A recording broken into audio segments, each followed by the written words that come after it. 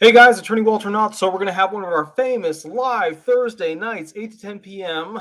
Events where we go live and basically go through any and all questions that people will have, may have, whatever, for Social Security disability benefits. I always do an intro, and this particular video is about a potential issue that is becoming bigger and better and scarier and etc. So as you know, basically Russia is doing a lot of things on the border of Ukraine that are military based. As you know, China and Russia have now joined up into basically this super soldier mecha yada yada agreement, which basically means that they'll be working together further on things. And what this all kind of comes down to is what's going to happen with the US integrating with these other countries and how will it affect the disabled. So what I wanted to do was do a bit of a study to understand more specifically how the disabled will be affected by a potential additional recession.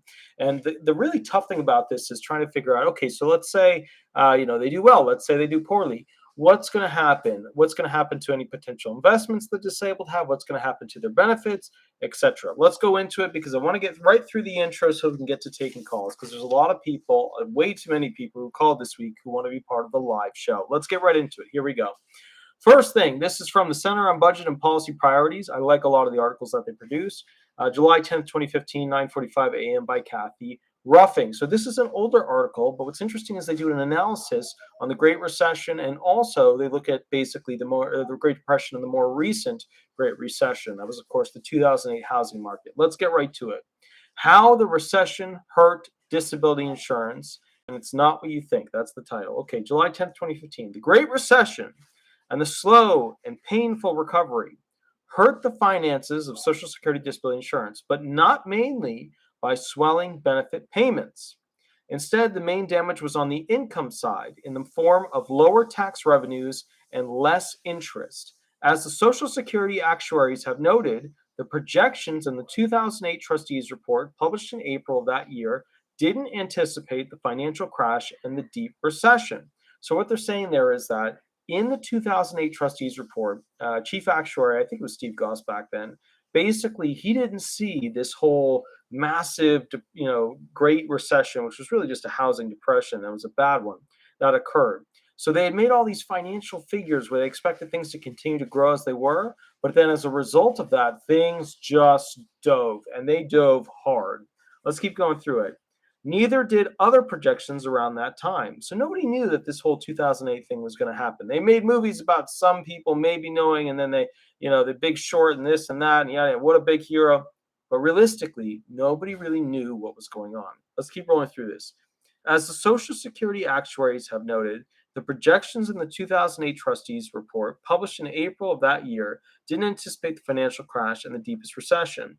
Comparing those 2008 projections with the actual outcomes roughly measures the recession's effects.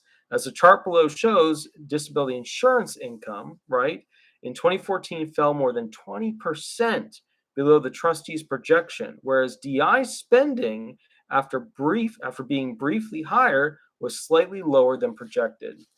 And they're talking about disability insurance. And let's go through this chart real quick. Recession hammered disability insurance income, but affected spending on only modestly.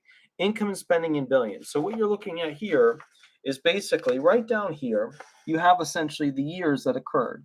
03, 08, 2014. You have the two categories of review, income, and then over here, spending. And you notice what they're looking at with income and spending, the variation that occurred there? That's interesting. That's very interesting. Now, at the end of 2014, the DI Trust Fund held $60 billion in assets. That's not a lot, $152 billion less than foreseen in 2008. So what happened here was that mega recession basically killed off a lot of the savings that were supposed to be put into the trust fund and held to continue to pay people for disability insurance benefits. Here's how economic developments worsened for disability insurance's finances over that period. Howdy, Rosalind. Howdy, Christopher Ford. All right, here we go. Lower tax revenues. Most of the disability insurance's income comes from its 0.9% point share of Social Security's 6.2% tax on wages, salaries, and self-employment income, which employees and employers pay. So what you need to know is they're talking about how people pay into the system using their Social Security disability insurance payment system. When you get a check, a portion of your check goes to pay for your Social Security disability insurance benefits. Also, your employer matches that and sends that into the government as well on your behalf. So you're actually getting the double payment. You're paying some, your employer's paying some. So whatever you think your employer is just paying you a check, they're actually paying more to go ahead and cover and basically pay on your behalf because they're matching things that go into the government. All right. So what happened was over the 2008 and 2014 period, the tax shortfall exceeded 115 billion, or more than 75% of the decline in the projected trust fund balance, meaning that basically they expected a 75% increase, but they had a 75% decrease in the money set aside for that trust fund, which means that they didn't have enough money in many of the instances, and it made the date in which they could continue to pay people way sooner. That was going to run out way sooner. Ricardo Vasquez, thank you, thank you. Lower interest income. Interest on the trust fund's holdings of Treasury securities is a smaller but significant source of income. Both the size of the trust fund and the level of interest rates fell below pre-recession forecasts. Over the 2008 and 2014 span, interest income fell nearly 25 billion short of projections, more than 15% of the deterioration in the trust fund's balance. So what they're explaining here, what they're all afraid of, is that when there is a big recession or there's a big problem, what happens is that we look at the scenario and we hope that there's enough people working and paying into the system. But if there's not enough people working and paying into the system, then those who are basically receiving retirement benefits and disability insurance benefits, they get screwed because a lot of the money that's needed to keep paying for that Ponzi effect, right? New younger generations are paying for the older generations. A lot of people think when they pay it in, it's going into a micro bank account that their name is on and they're set. That's not how it works. It goes into a mega trust fund. And that mega trust fund pays for the prior generations. It doesn't pay for your retirement. It doesn't pay for your disability insurance in the form of Social Security disability insurance, which everybody calls disability benefits. So what they're saying here is that billions and billions of dollars were basically short because there weren't enough people during this Great Recession paying in. So number one on our list of problems that disability insurance or disabled people face is that if we have another situation like this, it's going to put the math in a problematic situation for people to continue to receive their full Social Security disability insurance check. That's the first issue we got to watch out for. There was temporarily higher spending. The recession boosted the number of DI beneficiaries by the end of 2014. So they're saying the number of disability insurance beneficiaries went up. So the spending from the trust fund account was higher. So if you're spending more from the trust fund account, that means there's more disability insurance recipients. Okay, more people were approved for disability insurance benefits. By the end of 2014, the number of disabled worker beneficiaries was 350,000, or 4% higher than trustees projected back in 2008. So what's happening is not enough people are paying into the trust fund, right? Not enough people are working and paying into it. There's even more disabled people than they expected. So that trust fund wasn't getting enough money coming in from people working. And the trust fund, basically, putting it very simply, was having too many people being found disabled and it couldn't keep up. Okay. The impact of recession on DA beneficiaries is often overstated. High unemployment typically causes applications to soar, but awards rise more modestly. So what they're saying there is that as unemployment goes up, which is what we have right now, it causes applications to soar because when unemployment is high, people are usually applying for Social Security disability benefits. But it also makes the awards less likely, right? There's not as many as the applications would go. So you would expect if you've always got, let's say, 33% approval rate at the initial filing level, then you would expect if you had 350,000 more people applying, that would continue at 33%. But what they're saying is that it doesn't. It drops. The more people that apply, the fewer that are approved. Okay? That's because after a spike in gasoline prices in summer 2008, it caused an unexpectedly large 5.8% COLA in January 2009. Subsequent COLAs came in well below the 2008 forecast. It's also because stagnant wages, which influence the average dollar size of the new awards, likewise drove down outlays. Now, what do they mean by that? What they mean is that basically, when it comes to And this is like literally classic textbook of what's going on right now. I'll read it again. Uh, let's see. Subsequent colas came in well below the 2008 forecast, but unexpectedly, 2008 delivered a large 5.8% cola. Now we know from the analysis now that we nowadays, right, for 2021 had a 5.9% cost of living increase. So this recession is looking like it's actually going to be worse based upon inflation than the 2008 housing market crisis. So what that means is that all of the things that happened to the disabled in 2008 that made it harder for them to do things, find jobs, etc. Excellent, thank you, Madame Shirley, thank you. So what happened is that all of those people in 2008 that were in a bad situation, they're going to be in a worse situation in this 2022 Biden, coronavirus recession because our inflation is actually significantly more. Here's a crazy thing about that. We now know that the inflation is rising above 7% in most aspects. Food, it's way above that. Food, we're seeing increases on a monthly basis at the rate at which it used to be yearly increases. So let's say there used to be like a 2% or a 3% increase per year for a particular food item. We're now seeing 2 to 3% increases on a month to month basis throughout this 2021 leading into 2022 year. So it's bad. Our inflation is really out of control, and people aren't even reporting on it that much. The big financial channels, I don't know why, they're not really going into detail as to how bad it's going to get. They do a quick report on what the government outputs, but they don't usually look at the historical reference as to why this is worse than the 2008 recession. They all kind of look at the big, the Great Depression, but what I want you to understand here is 2008 was a 5.8 COLA. 2022, now that we're in it, we know that 2021 is a 5.9 COLA, but that the actual consumer price index is far worse.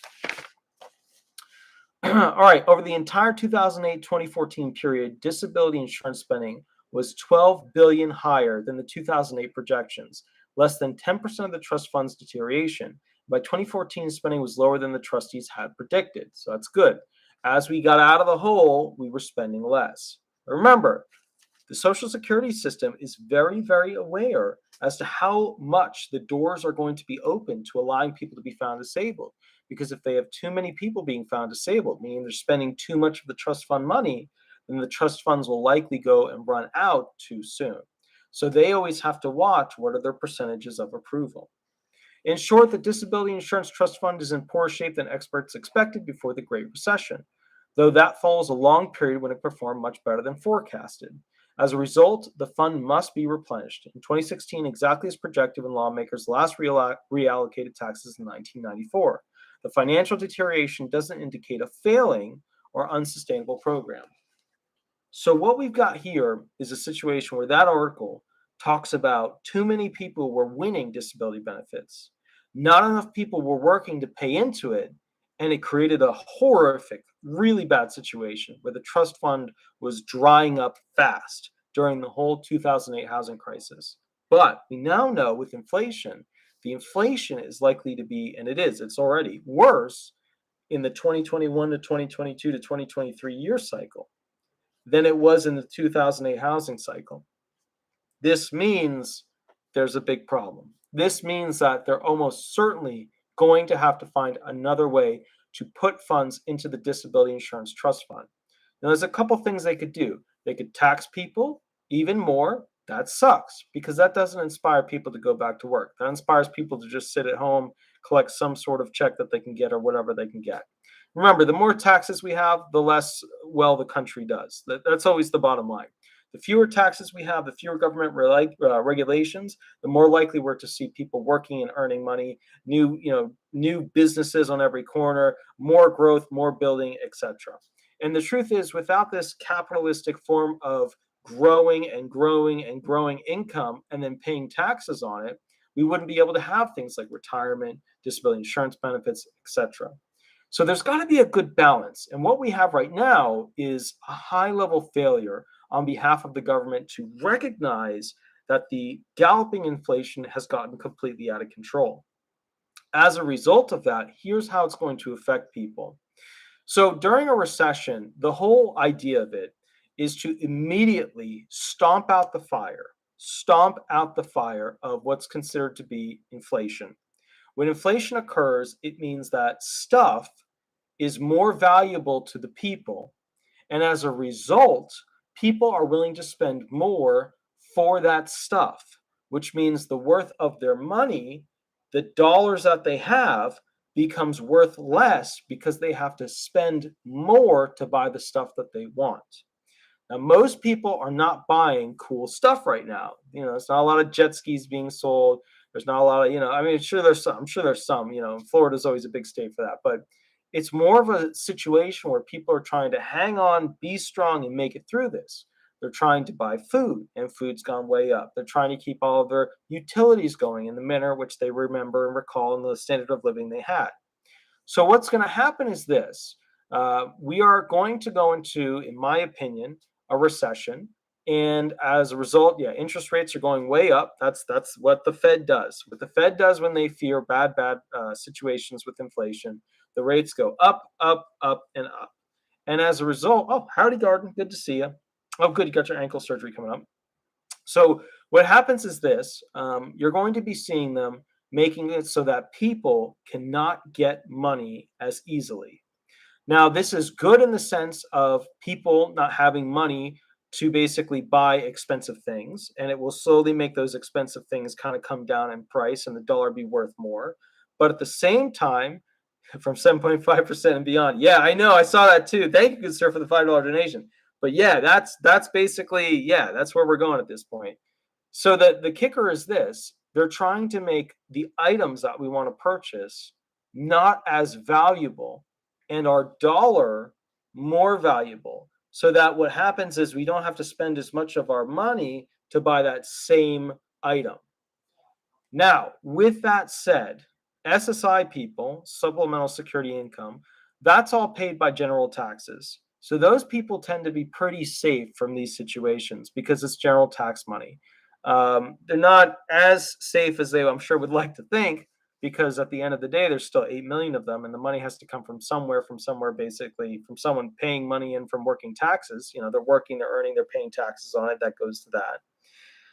The bottom line, though, is the government is right now very fearful of the retirement trust fund, especially over the disability insurance trust fund. The disability insurance trust fund has decades upon decades that it's likely to last. Wow, Benny Hill, thank you, thank you, thank you, thank you so much.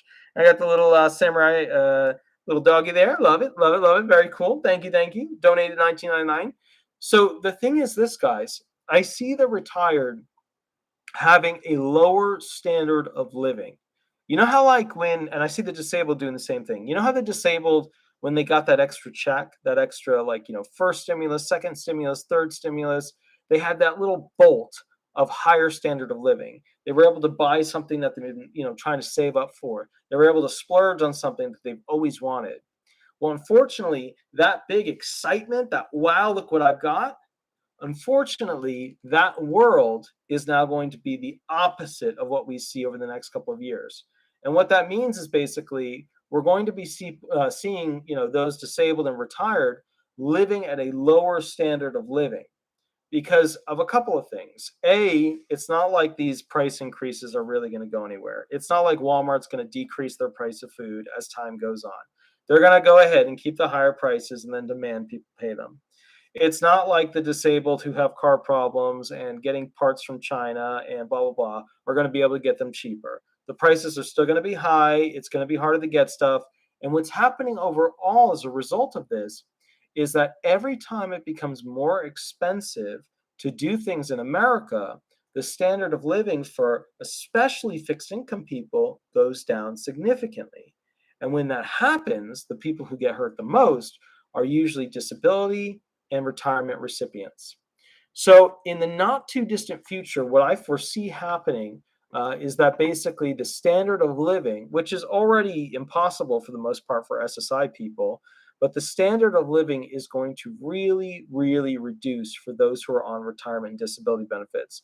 And the best way that I can explain how that's going to work out is lack of mobility. People are not going to want to use their stove. They're going to want to use their microwave because they're not going to be able to afford their power. People are not going to want to have to travel to go see their doctors because they're not going to be able to afford getting from point A to point B and then back. It's going to get that tight. So the sad thing about this is that all of this, recession, all of this hyperinflation or galloping inflation, it was all avoidable. They could have done a better job watching it. They have supercomputers that can calculate this stuff out. They could have controlled it more, but they didn't. And then brings into question, why did they allow this to happen? Why is this something where they're okay with the American people struggling and now having to deal with really terrible high prices? Everybody always points to the gas tank, right? Specifically on how much it costs to travel. In California, a lot of places it's over $5 now. I know in Florida, the regular gasoline is getting almost above 350 to 360 cents in some places. And no ethanol fuel is well above $4 now.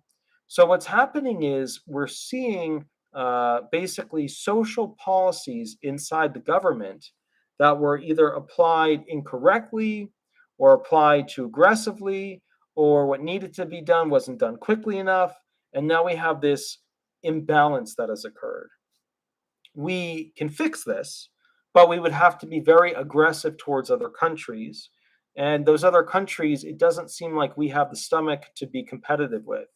The problem is that, unfortunately, for the disabled to really have a higher standard of living, we need to have more people working in America. And in order to have more people working in America, we need to have more jobs available. And in order to have more jobs available, we need to not just have a service industry where we have people who are doing administrative functions, but we also need to have a production industry, which is where we have warehouses up and down the streets making products, producing things, selling things, etc. What's happening now is that we have a president that is very weak against these other strong leaders. These other strong leaders, like China has or Russia has, they're able to control essentially how they interact and how they battle things out much more aggressively than, unfortunately, our current White House administration. And as a result of that, we do not see the White House putting their foot down as to what's allowable or acceptable. A good example of this is that they're not trying to control tariffs. They're not trying to basically, keep China from sending things over here too cheaply. They're not trying to increase production at a high level in America. Having new companies and new businesses and new warehouses, etc., building new things left and right. And here's the problem: they're not going to be able to in the future, because remember, when you have galloping inflation, everything becoming expensive, followed by a recession, there's no money because nobody can borrow money to go ahead and essentially get a loan to start a new business, whatever. All you're left with are the super wealthy starting new businesses if they choose to. There's not going to be normal people or people without tons of money starting new businesses, because the bottom line is they don't have the capital to be able to do it, and they can't go ahead and try and get the capital because the interest rates are now much higher. That's the reality that we live in. So unfortunately, like many of these videos, the sad thing about it is that the disabled and retired will suffer the most. Their quality and standard of living will go down significantly. And as a result of that, we are probably going to see SSI people in a new poverty homeless setting, SSDI people having a hard time even trying to afford their Medicare coverage, and then, of course, retired people selling off their homes and things like that to be able to downgrade into something smaller so that they don't have to pay as much towards something. That's what we're looking at. That's what we're moving towards. All right, guys, I'm now going to open up the phones right now, 407-279-1754. That is the phone number that you call to go ahead and begin the process, and then essentially go ahead and get whatever questions you want answered. I'll help you out if I can. We'll go from there. Here's our first call. Let's get it rolling. Here we go. Hi, this is Attorney Walter Knott. We are live on YouTube. Remember to use a fake name throughout this process. And would you like me to answer a specific question, or would you like me to go ahead and run hearing questions with you? I had some questions about my disability case. Sure, go ahead. Okay, so I'm 27 years old, so I know I'm pretty young to be doing anything with disability, which is unfortunate. I don't really want to be in this situation, but it kind of is what it is. I've been dealing with a lot of mental health issues for about 10 years now. Okay. Ever since 2014, I originally got diagnosed with PTSD. Okay.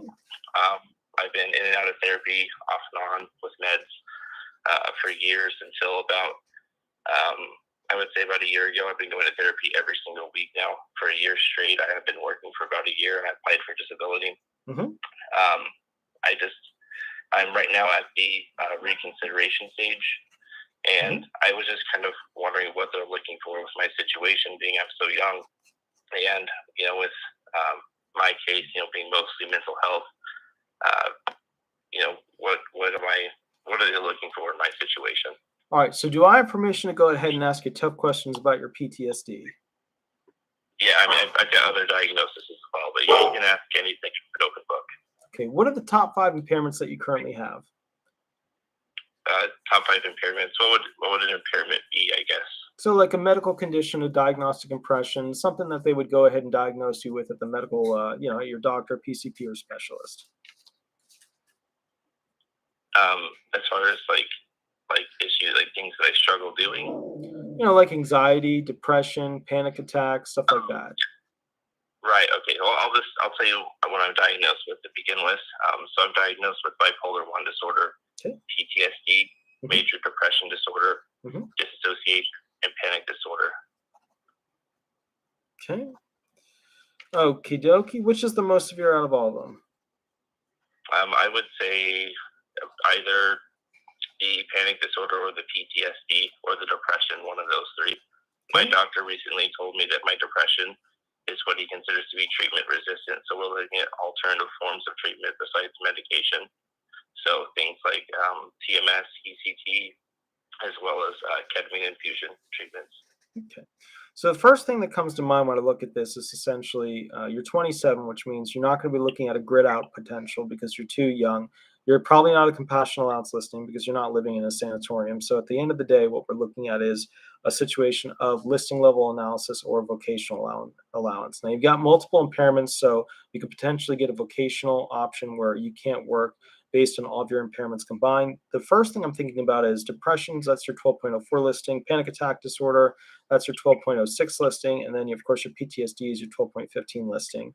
Depression, anxiety / panic attacks, and PTSD. Have you already gone through the listings to see what the bare bones are that they're looking for to find somebody disabled at element 3 of the 5 elements? Yeah, I've kind of looked at their requirements and everything, and I think I meet all of the requirements for them. Okay. Everybody always does, but when I ask them this question, they have a tough time. What is the thing or part of each listing that you think you will struggle the most with? I don't know. I'm not sure. Take a moment, think about it. What's the part of each listing that you feel that you will struggle with the most?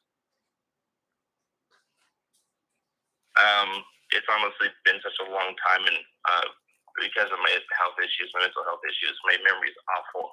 So it's been a while since I looked at them. My wife and I looked them over together. I don't know. I have no idea. All right, so let's talk about the basics real quick. Let's start with depression since that's the treatment-resistant option.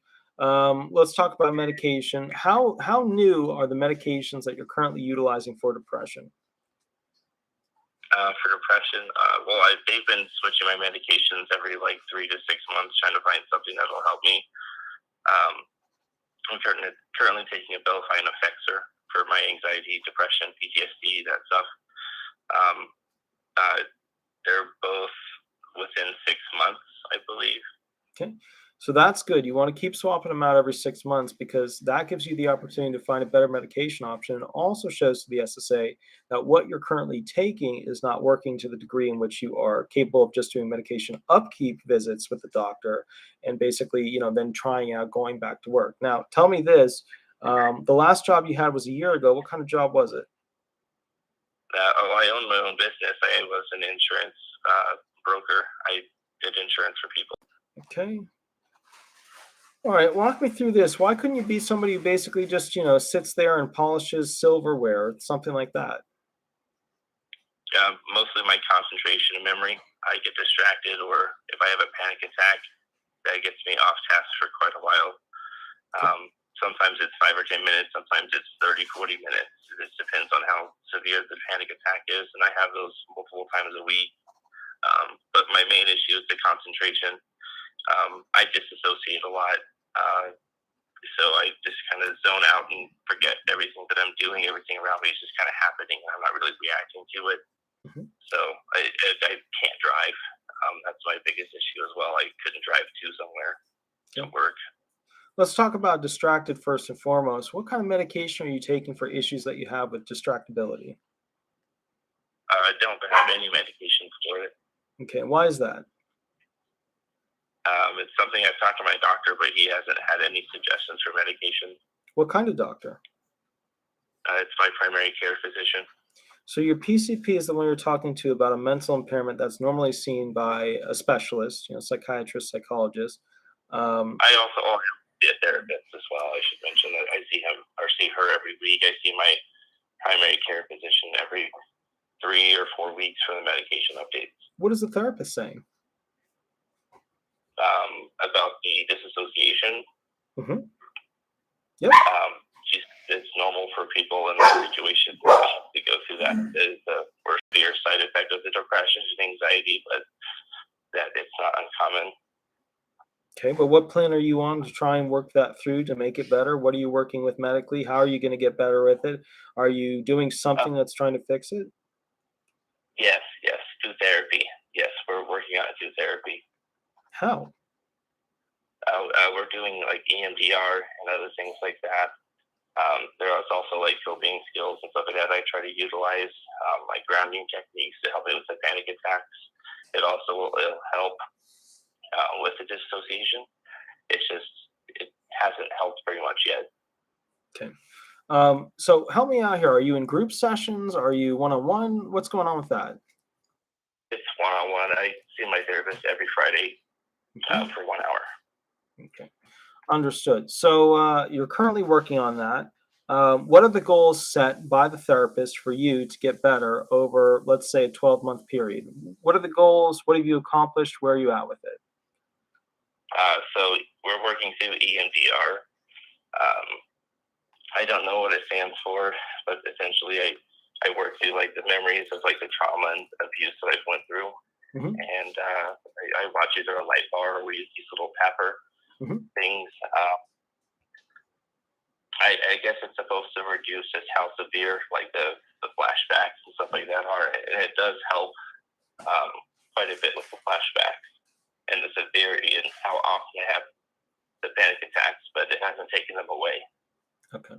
So basically that's, you explain a little bit more about the desensitizing, the eye movement. Walk people through what that is, because a lot of people that are watching right now in the chat and also just the general aren't going to know what that is. So walk them through. What do you do with the therapist? Is it effective? Is it helping? How does it help? What happens to the memories when they start? Are you able to control them?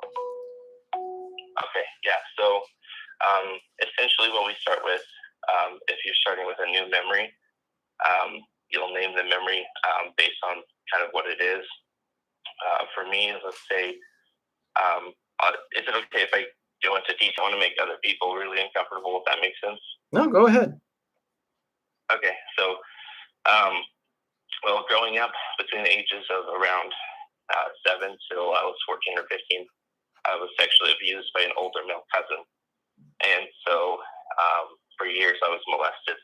Mm-hmm. And I dealt with that for a long time. And so whenever we started that, that memory of the processing of it, we named it, I named it, cousin memory, for example. And so it was like a target memory we would start with is like the worst part. What is the worst part about the memory? And so for me, it was like remembering his face,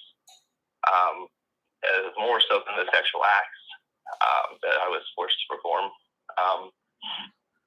So we would basically I would think about it, and it would cause me to, think about other memories, and it kind of resurfaced more and more stuff about it. And basically through that, I would be thinking about it while also watching the light bar going back and forth. And it's supposed to help you focus on the light, but also allow your brain to process the memory in a safe way, in a safe environment with someone there. So that way, if you have a panic attack or the stuff, you can get work on grounding techniques, which is like focusing on the stuff around you, remind you it's not real, it's not happening again, stuff like that. So, and basically, you would just kind of watch it. The idea is you want to watch it just kind of go by like you're on a train and it's just going by and it's not like affecting you. But you want to get ideally to a point where it doesn't affect you to think about it anymore in such a horrible negative way. So that's kind of the goal with the NDR. Okay. Of what a lot of these judges are wondering, and a lot of people are thinking about what you're saying, what the judges are usually thinking at this point is, what triggered all this to get more severe to the point where somebody who is capable of owning his own company at an educated field in the insurance industry lost everything a year ago? So you tell me, give me the timeline. What happened with this thing for it to get so bad that you can no longer function in a way that you've been functioning for years, even though those things happened to you in childhood? Yeah, absolutely. So that's something I've talked about with my therapist a lot too. So prior to all that, I've struggled with the mental health issues to a much lower degree. I had, panic attacks. I had anxiety, depression. What happened that made it all much more severe was I was talking to my wife one day, and I used to cope a lot through humor, and I made an offhand joke about how I was molested as a kid, and she could tell I wasn't joking, and so it brought up the conversation of what happened. Prior to that, I had never told anybody about it before, and I was able to just suppress it and just bury it deep down in my mind and pretend it never happened, basically, until, well, it came up.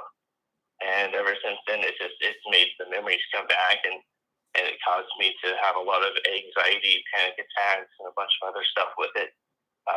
Nightmares, everything's been really rough.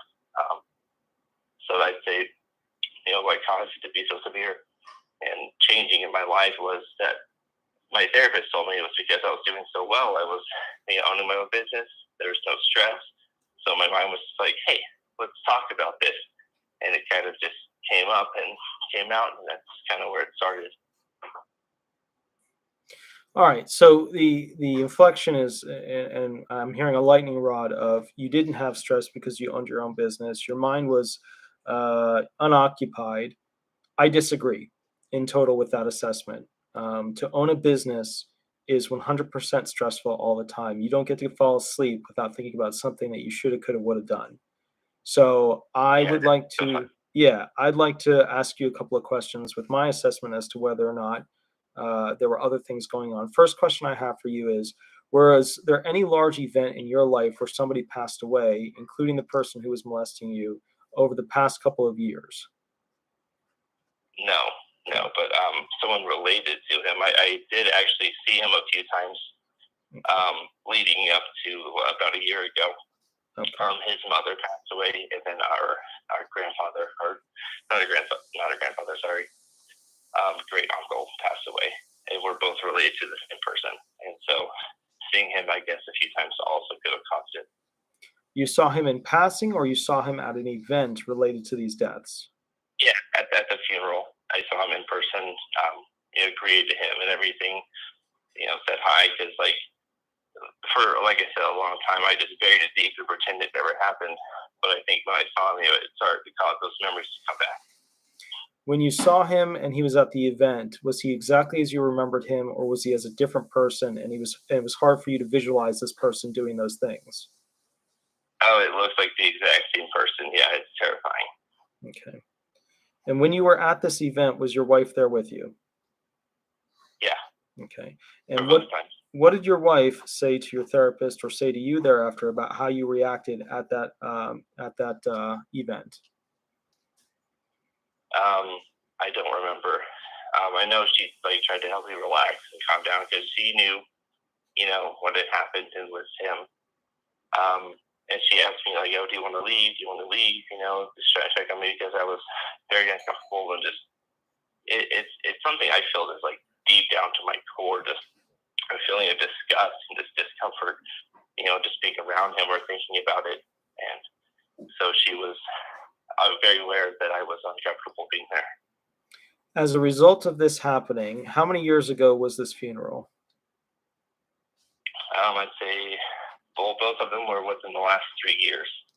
All right. So as a result of this happening, this funeral, can you explain to me what were some of the difficulties you had with your business towards the end? Meaning, within that 3-year period towards a year ago. Mm. So 2 years worth of it going downhill.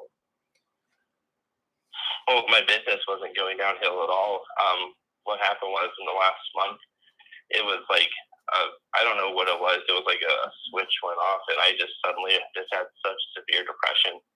I was just crying uncontrollably. And since I own my own business, I set my own hours. I just stopped working, stopped booking appointments, and just kind of focused on my mental health.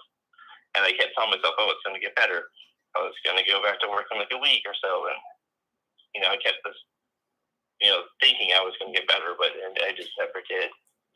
Mhm. And it was just, my business was feeling great, but my mental health just went downhill horribly. Okay. So you were working very hard, you were becoming more and more successful, which means realistically that you were working more because you had more clientele. And as a result of that, you were more busy than you've ever been. And that more busy than you ever been equated to a situation where you were more unhappy.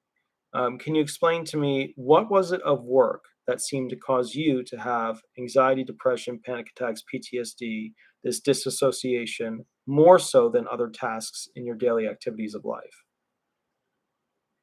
I don't really think it was the work.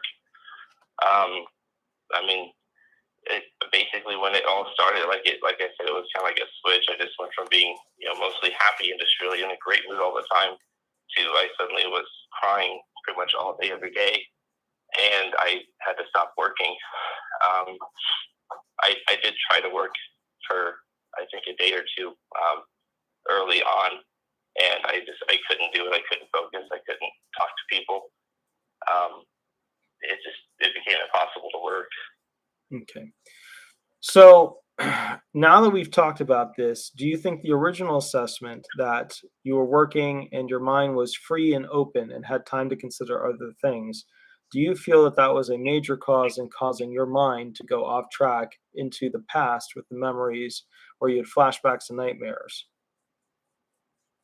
I think it was a combination of having seen my cousin a couple times in the last year prior to that, as well as having talked about it with my wife and kind of being more open with it, that brought it back to the forefront of my mind, Mhm. combined with feeling very happy and good in my life and my brain thinking, okay, well, let's deal with these issues that you've put off for so long.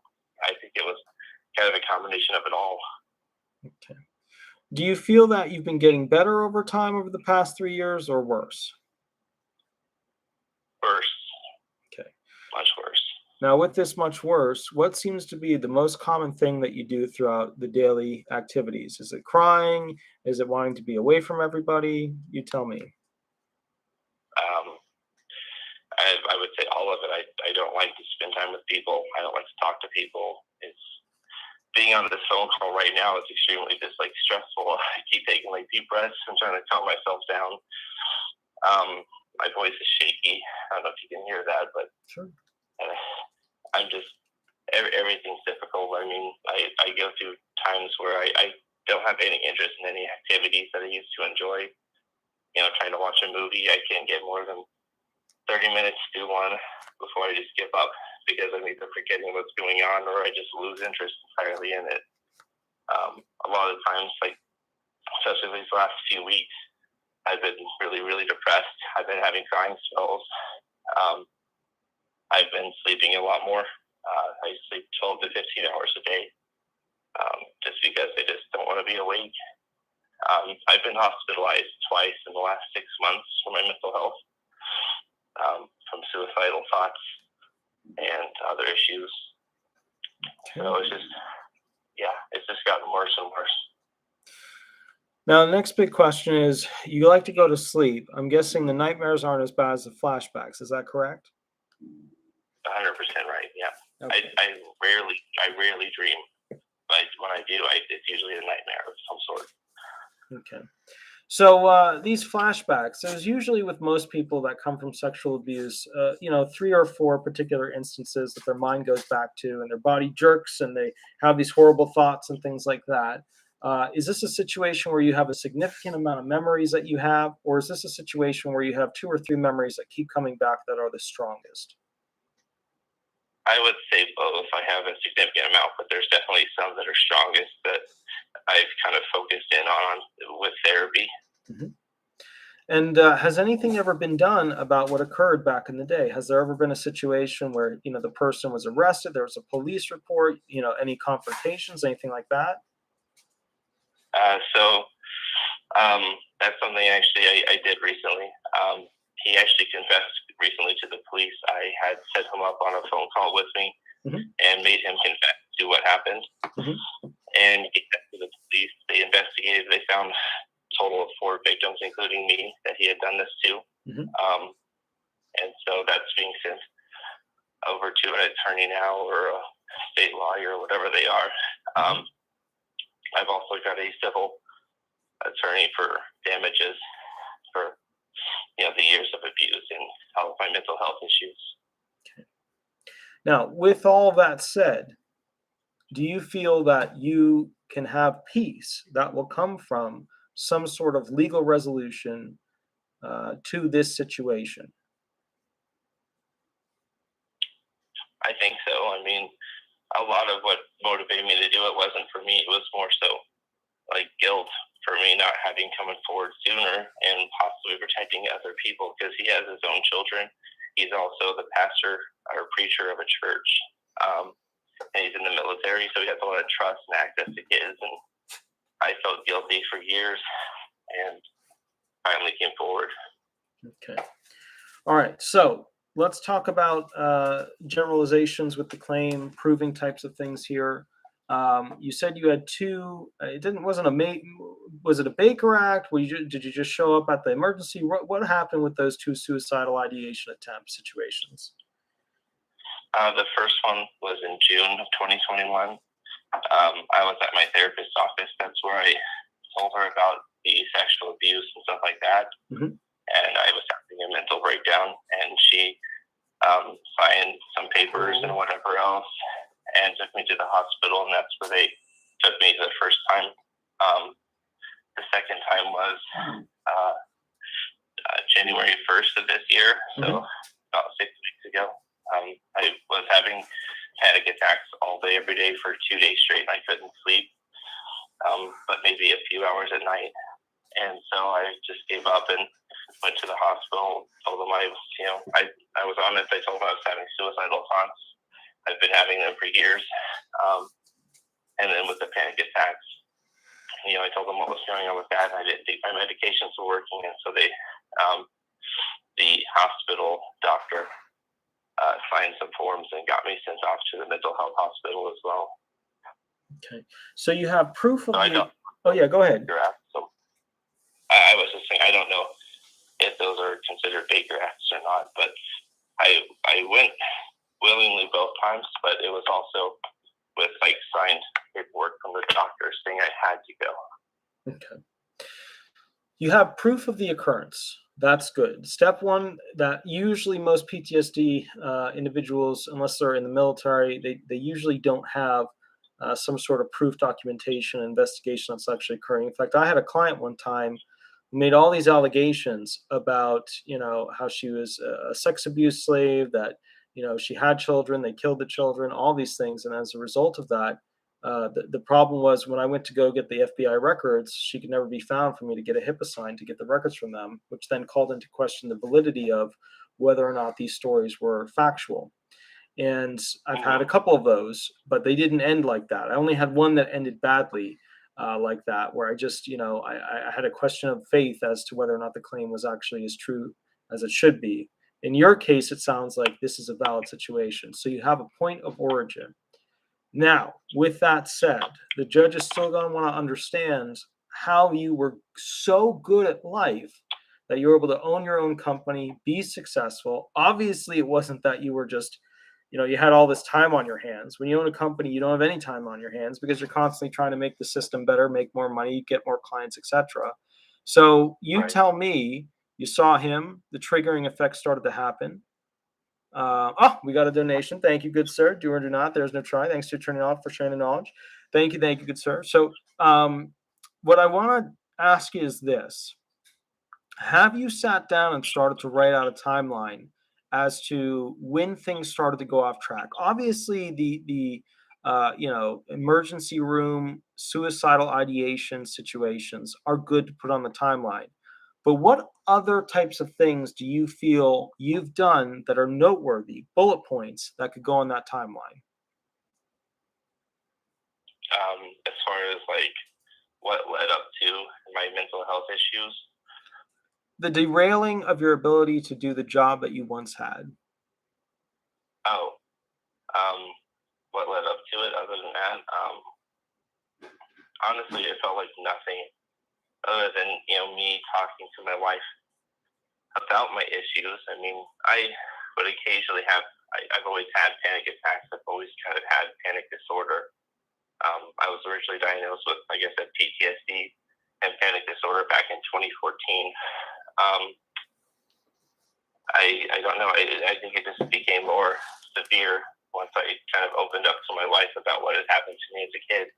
I'd say that would be the main triggering effect because that kind of made it real in my own mind. It wasn't just a thing I could pretend, didn't happen. It was real and it happened and it freaked me out. I think it's more than anything. Did you have more responsive flashbacks of what happened to you or fears that what was done to you could happen to other people? Um, Mostly to me, but what led me to actually confront him and get it to the police was the guilt over having not come forward sooner because I feared it was going to happen to others. Okay. So basically, you became empowered at some point to actually confront him with the police Right. to get this rectified. What empowered you? Therapy.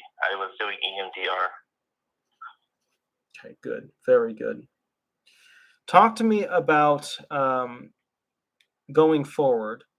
After he is potentially fined or arrested, do you feel that you have started to notice the effect of your impairments reducing, or do you feel that things are still going along as they were? They haven't gotten any worse or better. I would say they're about the same. Okay, so you got to be careful there because earlier you told me that everything's getting worse as time goes on. Right. I just mean like it hasn't like it's been getting worse, but continuing to get worse, not getting better or worse as a result of him being,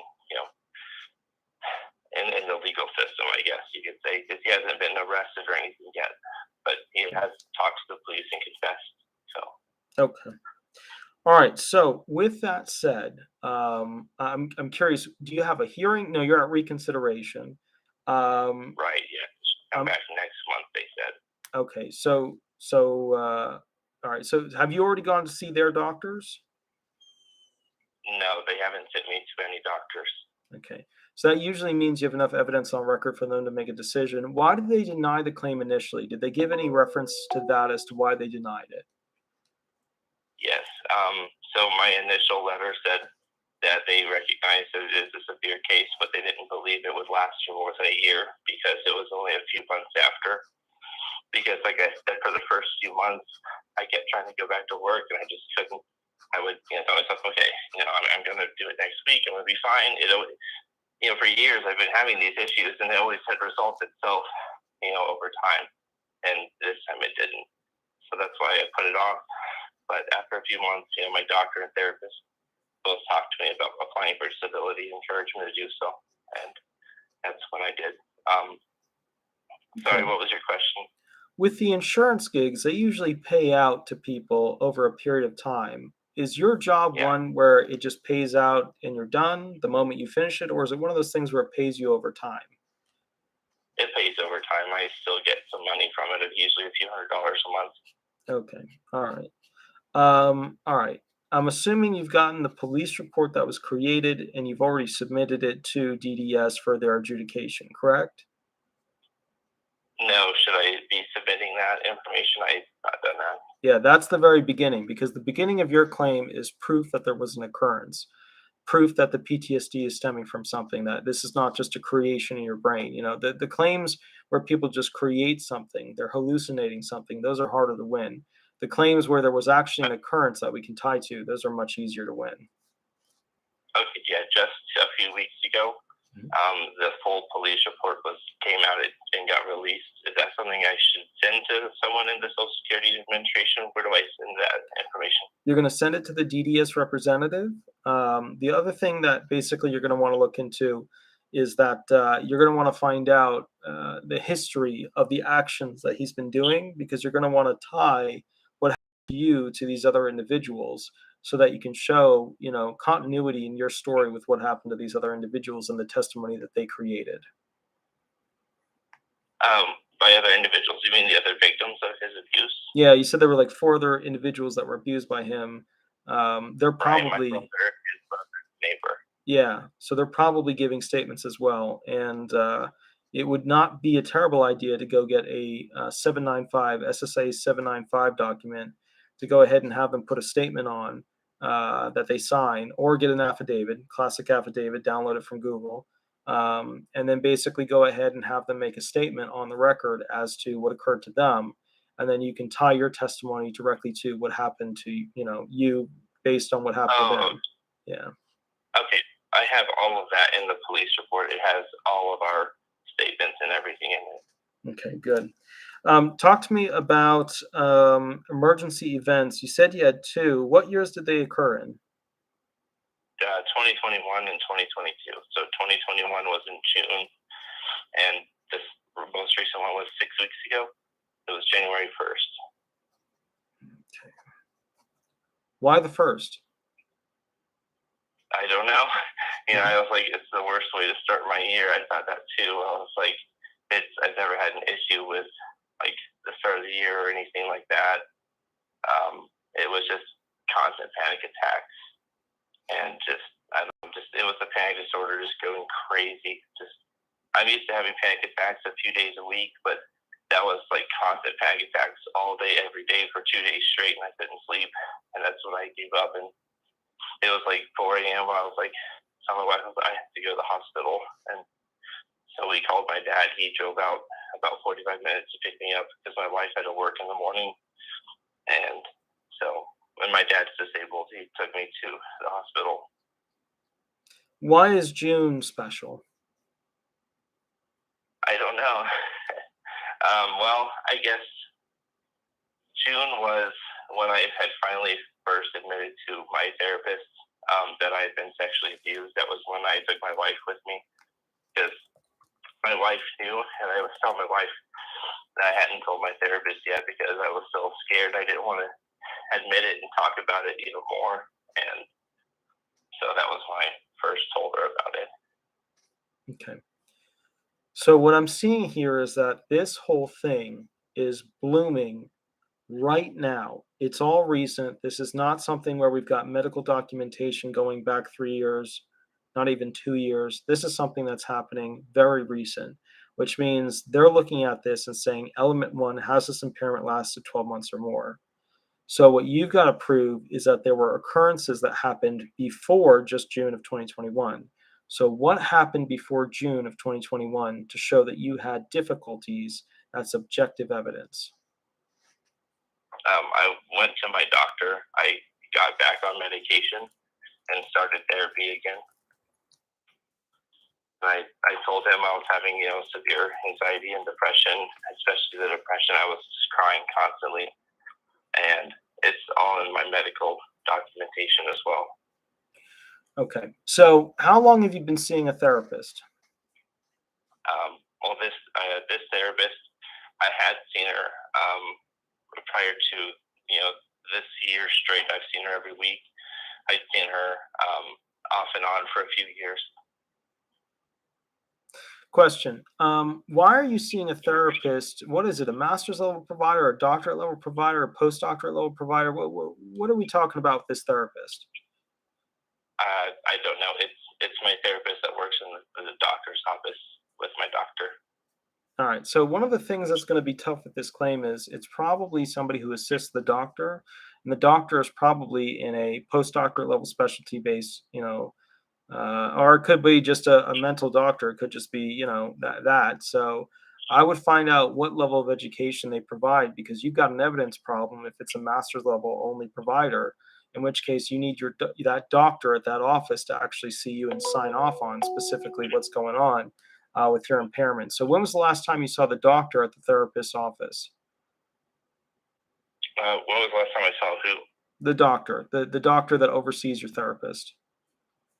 Oh, that would have been, let me look at my calendar. I guess actually I saw him about a week and a half ago. Okay. All right. So here's the thing. I just looked at the clock and I realized that we've been on for a while. So here's what I'm going to say. I was trying to keep all the phone calls to 15 minutes so we get more people in because there's a couple of people that called that I've already missed. Do me a favor, work on the following items. Number one, tie your testimony to the testimony of the other individuals that were abused. Submit the evidence to show that this occurred and that you have a timeline as a result. Create a timeline of bullet points expressing when your impairment became severe. Make sure it's obviously more than 12 months ago. In addition with that, create a list of all the medications that you've been on, explaining why each medication was not effective and became less effective over time. Explain why you loved your job in a letter. A 795 should suffice for that. So Google SSA 795. And then basically from there, explain why you liked your job, why it earned you a significant amount of money, the joy it brought you to provide money to your wife, etc. Also, the question I didn't go into because people get very emotional about it, but I'm just going to ask it anyways. Did you have any children on the way that were lost? No, I haven't had any children. Okay, understood. Now, good sir, go work on those things. There were a couple other things we talked about. Let me get to the next caller, and then you can always catch up with me next week, okay? All right, I appreciate it. Thank you for all that you do, all the videos you put out. I really appreciate it. Absolutely, good sir. All the best, and I hope things get a lot stronger and better for you. And I really hope that you're able to push through, and I really hope you win your disability benefits because these mental impairments, they can be a truly long road, Right, I appreciate it. Thank you so much. Thank you, good sir. Bye-bye. Yep, bye. Okay, guys, I'm going to take the next phone call. Ooh, it's hot. The phone is hot. My goodness, the phone is burning up. Let me go ahead and grab the next phone call. Here we go. Let's see if we can get this person on the phone right away. I'm going to wait and see if they answer. That way I can convert it over to letting them know not to use the real name throughout the process. I'm trying to go ahead and keep, well, actually, I'm going to put the speaker on here. I'm trying to go ahead and keep the phone calls down to essentially, hi, this is Attorney Walter Nod. We are live on YouTube. Remember to use a fake name throughout this process. Also, would you like me to answer a specific question or would you like me to run hearing questions with you? Oh, can you hear me? Hello, hello? Are you there? Hello? Try and get that other time. Nope. I'll try it another time. Okay, gotcha. Sounds good. Bye-bye. Okay, so we're going to call somebody else now. Let's see if we can get this going on. Okay. And here, I'll put the phone number in. All right, guys, so what we're going to do is we're going to go ahead and put the phone number here in case. Hi, this is Attorney Walter Knott. We are live on YouTube. We're doing the YouTube show every Thursday, 8 to 10 p.m. Remember to use a fake name throughout this phone call. Would you like me to answer a specific question or would you like me to go ahead and run hearing questions with you? I have a specific question. Okay, perfect. Go ahead. Okay, so I'll try to make it sweet and short. I received letter and I was approved a couple years back. Okay. My DX primary was bipolar 1, which is a depression with a manic episode at the very beginning. Okay. Along with GAD, which is general anxiety, learning disabilities, and attention deficit disorder. Okay? Got it. Okay, here's my question. I was getting healthy. Everything's good. And, but I done what I needed to do to be healthy. Mhm. The psychiatrist that I see in town, because I wasn't taking any mood stabilizer, decided to change my primary DX Mhm. from bipolar to borderline personality disorder. Okay. I can see parts of that, but I did disagree with it because he eliminated the whole depression part. Yeah, that's a problem for you with your approval. That's a big problem. That's where you answered my question. So this is what I did.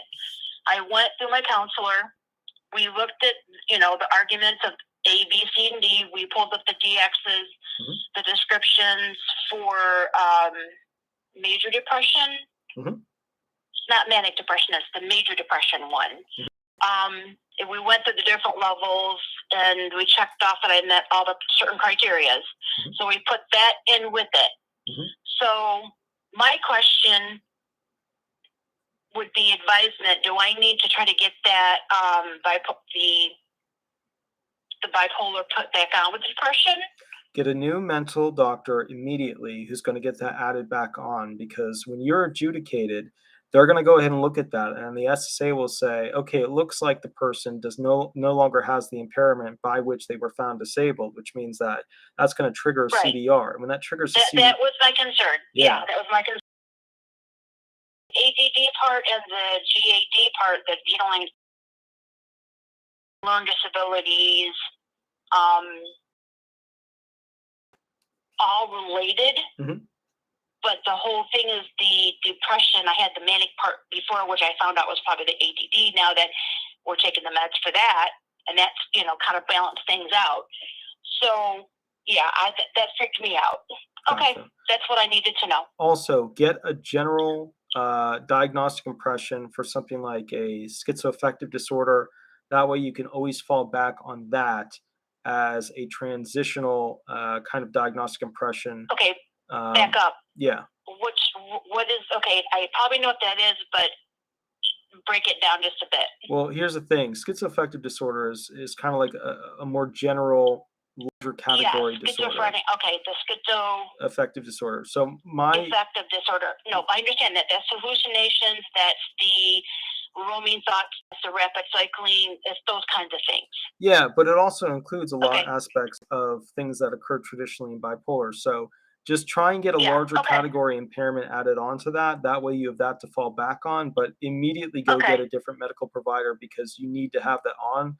Because if they start pulling away, it's one thing. That's what I was afraid of. Yeah. That's what I was afraid of. Yeah. I mean, I understand where they may overlap, but when you look at the BP, when you look at the different things, all three or all four of those overlap each other. Correct. And for him to play, and he is. When I first met him, and it was through community mental health, I was established, and then I changed counties, and then he has the I don't know how to say this nicely. He has a certain complex. If you understand what I'm going with that. What kind of complex? He has a God complex. The big complex, the big G complex. Yeah, no, I hear you. The big G complex, because he's a psychiatrist and he's went through school and he knows everything, versus I've lived with this for 50-some years, but didn't know about it until I was diagnosed when I was 45. When everything fell through, plus a little bit of PTSD in the middle of that from childhood. And yeah, I mean, I'm doing really, really well, but that doesn't mean because I'm doing well and he sees me on a good day that he has the right to play around with that. That was how I felt. Go get another doctor, because if you've lost will do. faith in that doctor's ability to go ahead and have an objective viewpoint on you, that's a big issue in itself. But I tell you what, I'm going to keep the calls rolling. You did an amazing job. Thank you. Yeah, thank you so much for hitting the top 5. My disabilities, we all have a handicap, and here's a visual. We all have a handicap, and some who have a prosthesis or need something because they've had a stroke, you can physically see their handicaps, things to make their life better. Yeah. With mine, I've learned to talk well, and I test well when I speak, But if you was to write me academically on paper, they're two different scores. Yeah. They're extremely two different scores. And that's when we found out the ADD, that I scored real high on communication because that was my way of hiding the other stuff. Yeah. Or compensating for that. So I just thank you very much for your time. Much appreciated. I enjoy, and I've been educational. Continue your good work, and thank you for your time invested. Absolutely. Have a wonderful, wonderful night. You as well. Take care. Thank you. Bye-bye. Bye-bye. That was an awesome call, guys, because she hit me right with the top 5, hit me right with a quick issue analysis statement. I knew exactly what was going on there. That was good. That was somebody who prepared for that call. That was very good. Not that other calls, where they're kind of fumbling to figure out how to approach this, aren't okay. Remember, this whole thing is a learning experience. It's a learning experience for people to call in and feel safe, to go ahead and share information, for me to just give what's in my brain to them. It's 2 hours every week to donate to basically help people out.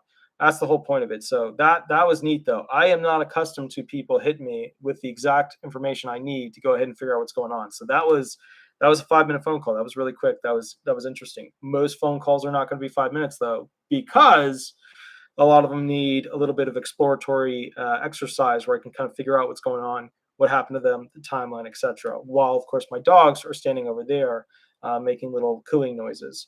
Let's go for the next call real quick. Let's see if we can get this person on the phone real quick. And begin the process. And we'll see if we make it to 10 today. I am feeling a little bit tired, but we'll see what we can do here to kind of keep the ball rolling throughout this process. I don't know if I'll get this person. I'm going to put in the phone number again so that people know which phone number to call if they want to, and then we can always go from there. But hi, this is Attorney Walter Knott. We are live on YouTube. Would you like me to answer a specific question, or would you like me to go ahead and run hearing questions? And just remember to use a fake name throughout this process.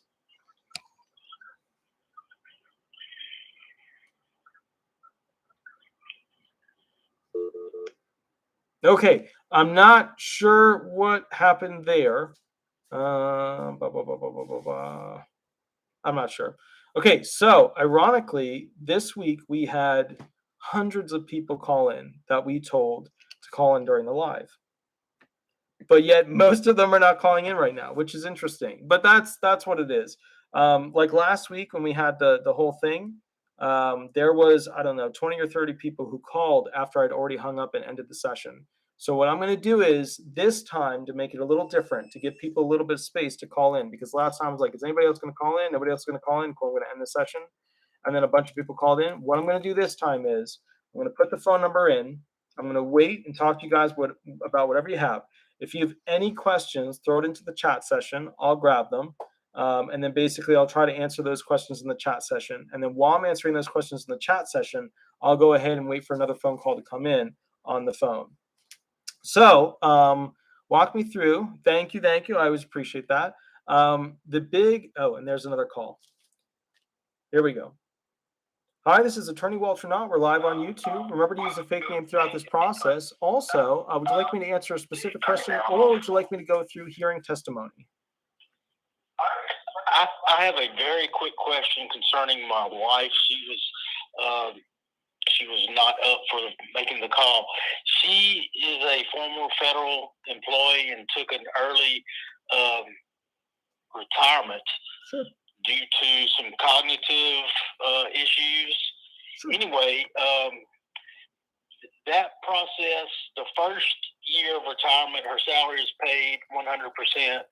The second year, it's 40% of her regular salary and 60% Social Security benefits if approved. Mm-hmm. She just had her hearing, and the vocational person there finally got down to, well, we have no positions she would be eligible for, so we feel really good that she'll be approved for Social Security. The specific question is, will she not receive Social Security benefits the first 5 months? Okay, so SSDI benefits, you do not get to go ahead and take them during the first 5 months of application. Now, do you mean like the 5 months after she's found disabled, or do you mean like the 5 months where she initially applied? Well, she wasn't eligible for them until she was off The other program. Retired a full year medically. Right. So, yeah. So you're asking me, once she's found disabled, will she be able to tap into them, correct? Well, will she have a gap of 5 months without that portion of her federal medical retirement? So here's the kicker. Yeah, I don't know until basically you get that decision in the mail. And here's why.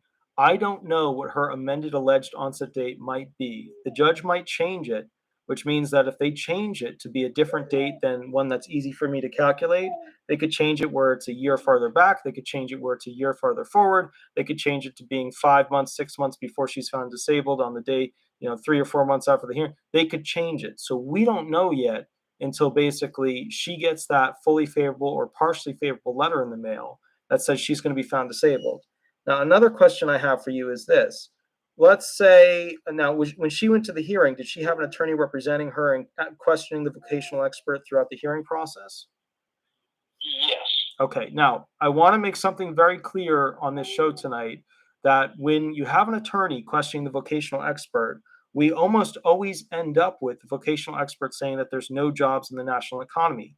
But the judge does not need to accept that outcome. The judge can accept the answers to any one of the hypothetical questions that were given, or accept none of them and give no weight or very little weight to the vocational expert. So you cannot use that the vocational expert said no jobs in the national economy as definitive evidence that that person will be found disabled. So two things need to happen. You need to get that letter, partially favorable, fully favorable, and then basically let me know what the alleged onset date ends up being. And then I can kind of advise you as to what's going to happen with the old benefits versus these, because traditionally with SSDI benefits, there's a total of 5 months that don't count in the month she's found disabled. But where those 5 months start, that's the real question here, is all based on the alleged onset date of this claim. Okay. So I got that. I appreciate it. You do a wonderful job, and we all appreciate that. Yeah. And thank you for your information. Thank you, good sir. Have a wonderful night, and please pass on my best to your wife. I hope she's feeling better, and I hope at some point in the future when she gets her decision, I can either talk to her or you at that point, but I hope she's feeling better. Thank you very much. Have a good night. Thank you, good sir. Bye-bye. Okay, guys, so we missed another call. All right, let me get this other call real quick. Here we go. Boop. Okie doke. My phone is hot. This thing is, it's probably getting time for a new battery or a new phone because this thing is. Hi, this is Attorney Walter Knott. We are live on YouTube. Please remember to use a fake name. Would you like me to answer a specific question, or would you like me to go ahead and run hearing questions with you?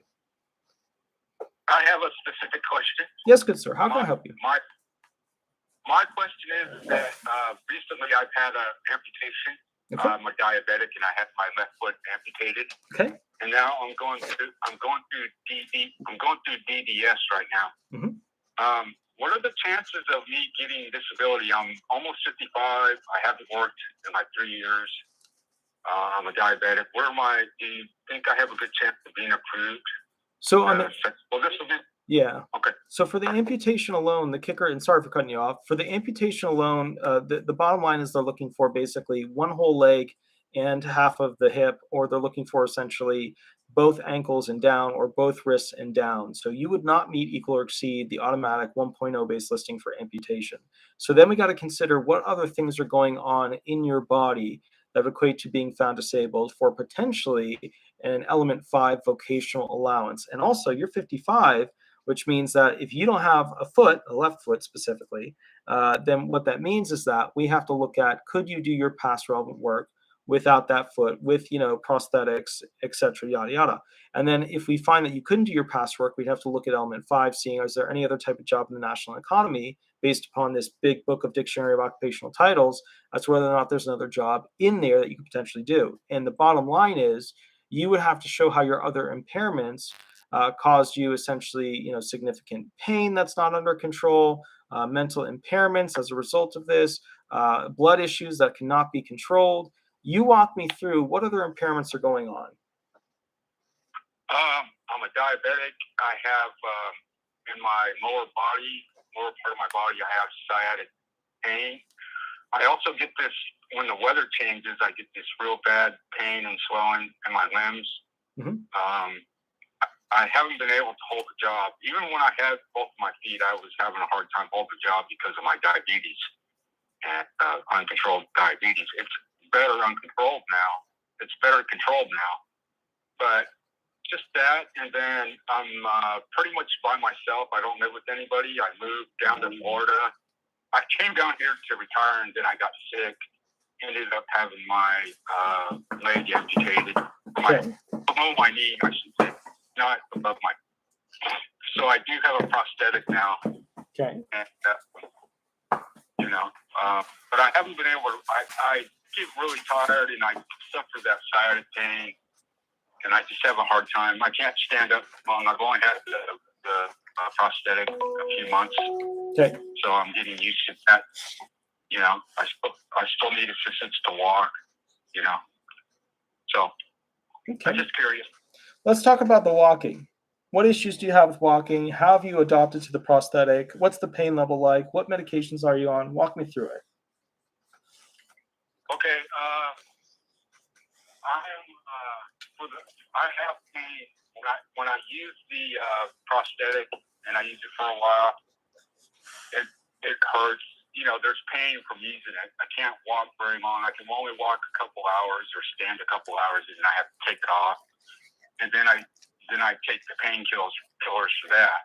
Mm-hmm. And then I'm also on gabapentin and my other diabetic medications. And gabapentin, it really makes me dizzy. So I have to have like a walking stick to be able to stand up straight or to be able to navigate because I get dizzy. I almost fallen down a few times. Mm-hmm. I can't walk very far, when I go to the store, I can walk if I use a shopping cart. I can walk behind a shopping cart, but I couldn't walk on this distance very long. Mm-hmm. And I haven't been able to. And my endurance is not that great, and I haven't been able to stand that long. The biggest thing that I would say that would help this claim is a vocational review, where you find a vocational rehabilitation facility that's willing to do a report on you and your abilities to find an alternative job in the national market. This would be a claim where you'd want to have one of those. And then after you have that, look at what they're saying, look at what the benefits and the negatives are, and build a claim off of that. Because, it's going to come back with some options. But honestly, this is the type of claim where I get a rehab assessment and then basically go from there and get doctors to write how you couldn't do whatever jobs were left on that by doing residual functional capacity letters. And then I try and get you essentially gridded out with non-transferable skilled work for sedentary light on the grid out option for disability benefits. Right. Because my past jobs have always been really physical jobs. I worked in pest control. I worked at Home Depot. I've always been in jobs that were physically demanding. I haven't had the other jobs, basically. So yeah. Okay. Yeah, honestly, that's how I would build it. I would apply. I'd get it rolling. If you need any help, you can always reach out to an attorney. It doesn't have to be me. And basically, what I would say is this: go find a voc rehab place to do an assessment. Also very important. You're in the beginning stages of this whole thing. You don't know how well that whole, situation is going to go with your, how your body is going to accept the prosthetic. So as you continue forward, it's going to be an evolving thing to show that, hey, he's a superstar with it. He can run a mile, or, hey, he can't even walk to go get the mail at the post box, Right. So. And I am currently, I don't know if I mentioned that, but I'm going to determination services right now. So I'm kind of waiting for a decision, yay or nay, Oh, so you're a DDS. Okay. Yeah, I'm sorry. I thought I mentioned that, but I don't think I did. Yeah, I'm DDS right now. Yeah. So if you're at DDS, did you already go see their CE doctors, or are you still waiting to go to their CE doctors? I'm still waiting to go see their doctors. Okay. What geographic area are you in right now? I'm in Pensacola, Florida. All right. So what you're looking at is basically, I would say, around a 4 to 6 month waiting period to get out of the initial area. So they sent you the forms, correct? Yeah. The forms, the only forms that I've gotten from them for releasing my medical records. I haven't received anything else yet. And my case started in July. Well, my application process, they started July. Okay. And my surgery happened in November of 2020. Okay. Gotcha. So I've been. So you're Did that in. answer your question? Or? Yeah. No, that was perfect, good sir. So what I would say is this: you're kind of in an interesting spot because your impairment is evolving very quickly, but it's also evolving right next to their decision date. So one thing you're going to want to do once you're assigned a rep is make sure that they get the most recent medical documentation. It's going to take longer for them to finish up the initial filing that you started, but because it'll take them more time to buy the records, but it's so important that they go buy the most recent stuff, because what a lot of DDS reps will do is they'll buy the initial round of records that won't have the newest stuff in there, and then your initial adjudication won't even have certain things that you're relying on to be found disabled. Right. So would it be a good idea to have my prosthetic person or doctor write a letter for me explaining my current situation and how I'm moving along and what it's going to take? Because he told me that I would have to go through getting more prosthetics, because as my body changes, the prosthetic changes and it has to be redone, and stuff like that. Should I have him send that case manager a letter stating my current situation? Absolutely. But remember, the weight of the evidence applied to that doctor is going to be lower because the prosthetics that you've been prescribed and using have only been for a short period of time. Okay. So use that as a last resort, in a sense. Is that what you're saying? Use that at a later date as the case goes on. No. Don't get approved. No, get it right away. Get it right away and submit it right away, because they might not even have in the medical record your most recent surgery. Like, you want to get that, because that's going to be a lightning rod to draw them to more evidence in case they don't have it. Right. Well, I'll make sure and check, but I kind of believe that they do have the records of that, because she stated that the month that I had my surgery, November of 2020, is when I had my surgery. Is it possible that they may know it? But, and I think I even told her that I had surgery in November of 2020. So, and she said that she was requesting all the medical records from the hospital where I had my surgery. Does that make sense? Yeah, the only kicker is you want to check in with them to make sure that they got them. Hospitals have become worse and worse with sending medical records, because they're now mostly all relying on these third-party suppliers like Ciox and things like that. And I've had a really tough time with places like Ciox.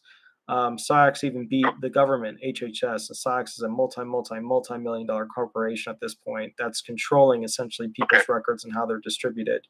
So I would call to make sure that they receive them, and remember, get some backup ambulatory prescriptions as you need them, like a walker, a crutch, a cane, 4-prong cane, shower stool, special shoes for your other foot, etc.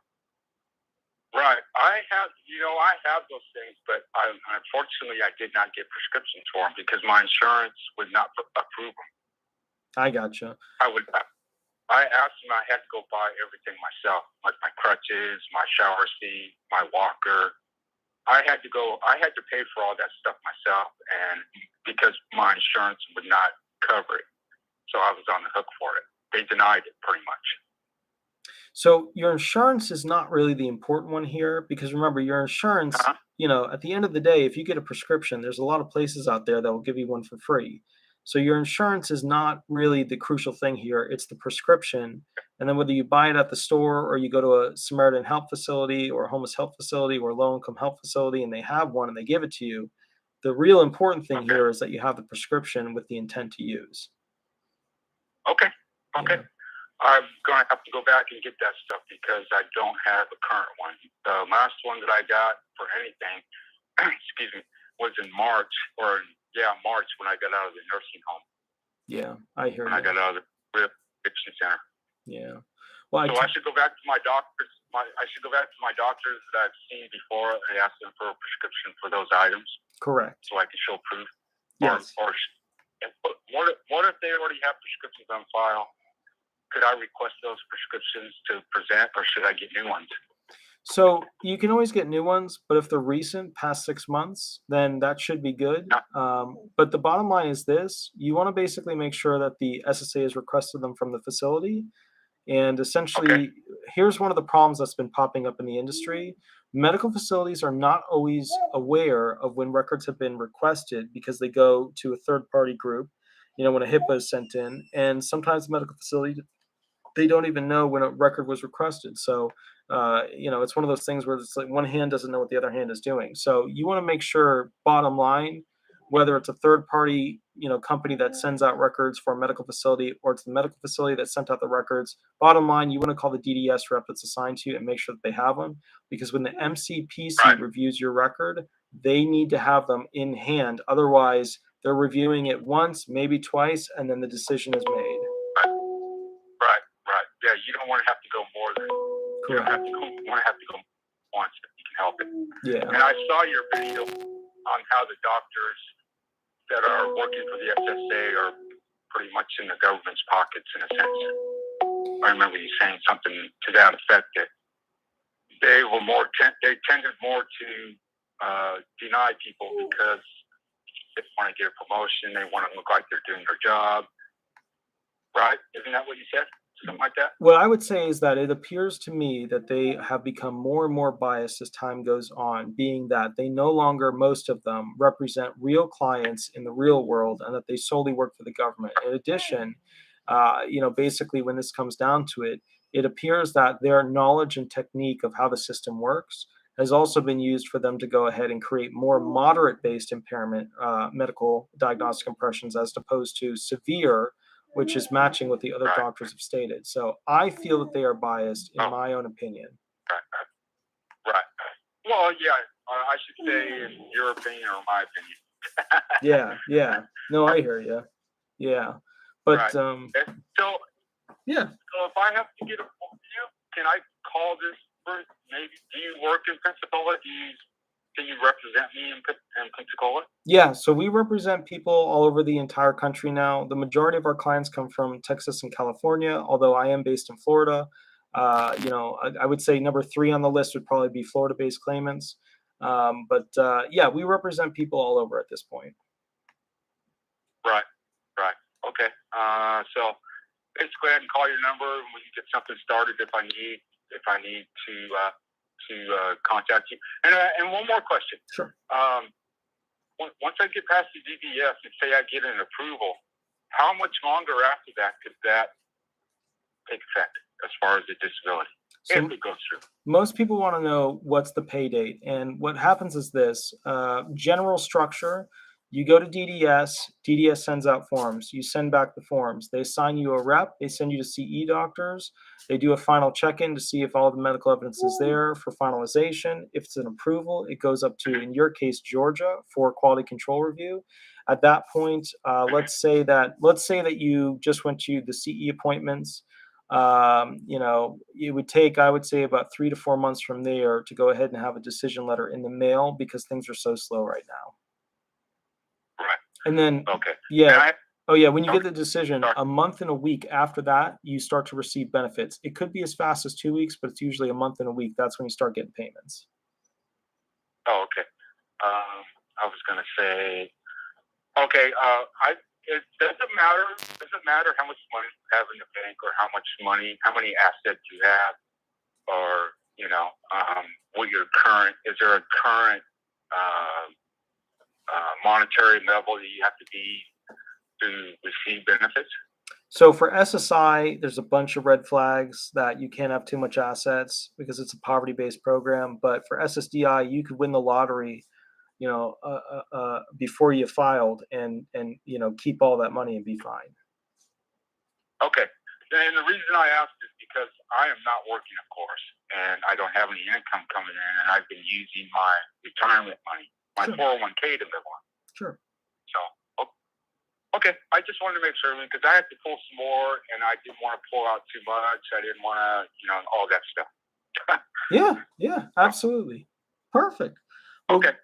Excellent, good sir. I'll catch you later. You have a wonderful, wonderful night. Yeah, you too, man. And thank you very much for your time. You have a great show. Thank you, good sir. All righty. Bye-bye. Good night. Good night. So, guys, I'm going to take one more phone call. I'm starting to fall asleep a little bit, and keep in mind I still have to do more stuff. And what I'm going to do real quick, give me just 2 seconds. I'm going to put the dogs outside, and then I'm going to call back the person who keeps calling. So give me 2 seconds. Here we go. 1, 2. All right, guys, come on.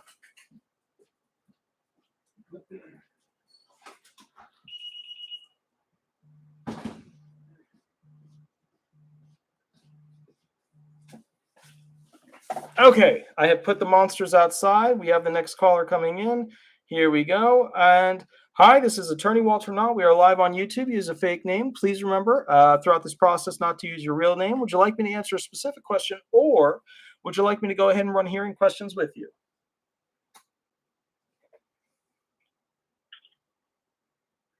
Howdy, howdy. Hello.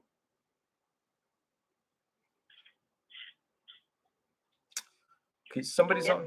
Can you hear me? This is Bill. Yep, I can hear you right now. How are you doing? Okay. I have a question. If someone gets a disability review in the mail, the review thing, and they have the different questions within the form. Mm-hmm. Actually, the short form came, but it was not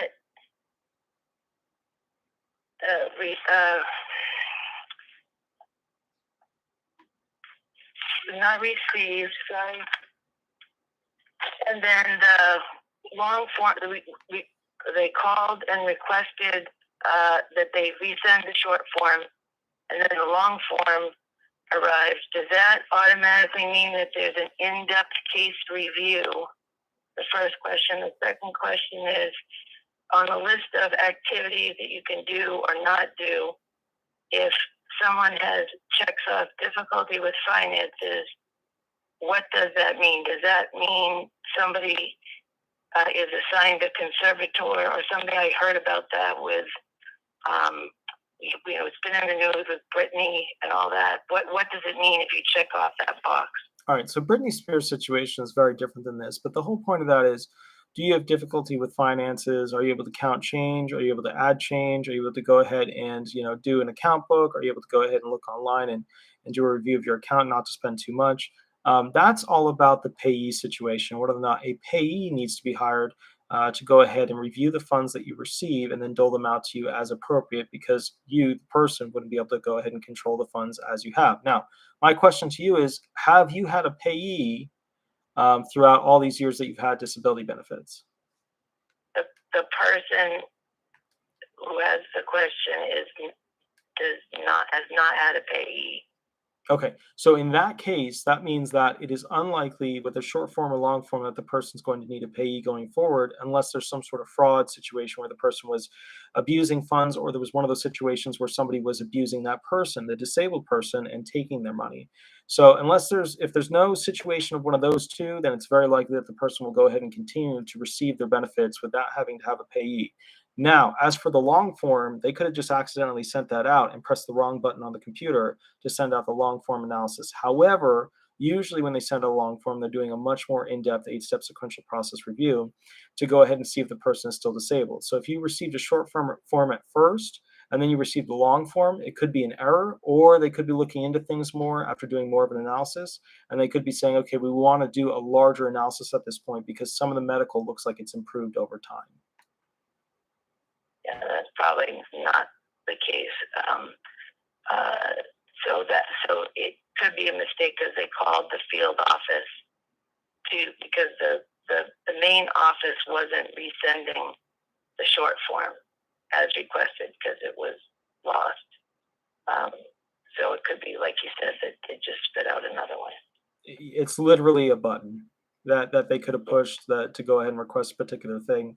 You got to understand too, they process the amount of mail that they send out in a single day is even physically hard to imagine. It wouldn't fit in an Olympic-sized swimming pool for some of the bigger offices that are out there. So as a result of that, my point to you is this. I guess if you really lined it up, it might, but my point to you is this. They are systems, whether it's at the local field office or DDS, to go ahead and prepare most of these mail.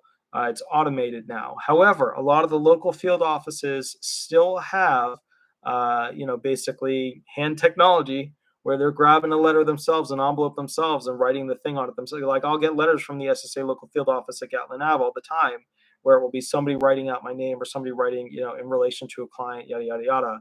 So they still have that. But the point here is this: they could have just grabbed the wrong form, threw it in, put the name on it, printed out, threw it in, and went off with it. But the reality is this: even if it is a long form version of it, so long as she has not improved from her original finding of disability for the original impairments that she had, she'll be fine then. And what about if one checks off the box with difficulty with finance? What does that trigger in terms of who decides if they need a payee? Ultimately, it's up to the local field office to decide at the first level whether or not a person needs a payee. A judge can always decide later, but the bottom line is if the person, clicks off on that they have trouble with it and they decide she needs a payee, she can always go to a doctor, or he can go to a doctor and basically have that doctor go ahead and write that they do not need a payee, that they have the capacity to go ahead and utilize their own funds appropriately, and then they can take that to the local field office and get it withdrawn so that they no longer need a payee. But remember that. Oh, yeah, go ahead. So it's the doctor that decides the competency of the person. Well, yeah, usually, yeah. But if they just have to make a decision without medical evidence on their own, they ask you to come in for a meeting, and they do an assessment of your mental capacity at that meeting, at the field office. Yeah. Thank you very much for the clarification. That's very helpful. Absolutely. You have a wonderful night. I'm going to go ahead and wrap up the show, and I'll catch you guys a little bit later. What a great program you have. Thank you, ma'am. Thank you. Have a wonderful night. Bye-bye. Okay, guys, so that is the final phone call for our wonderful February 10th, 2022 show. Hey, we made it to February. Very good. Just as a heads up, is somewhere in March, we don't know exactly when, there will be a week where basically I will be up in New Jersey, so I'll try to do the show up there. Obviously, that'll be from like iPad and iPhone internet. With all of that said, I want to thank you all for attending the show. I hope you learned something. I hope that things financially get better for everybody. And basically, I hope we all learn something from this show. Every one of these shows, I know that I go a little bit deeper into my own internal self to kind of find out where I stand on topics, what I believe, things like that. It's good. It's a good growing thing for me. I am super duper tired. I don't know if you can tell, but over the years, obviously my face is dragged down a little bit because of all the hard work. I usually work until 1 a.m., 2 a.m. With that said, I'm going to go get the fur babies. They're outside. I'm going to give them too many kisses, and we're going to go from there. I'll catch you a little bit later. Have a wonderful night, and thank you so much. Bye-bye, guys.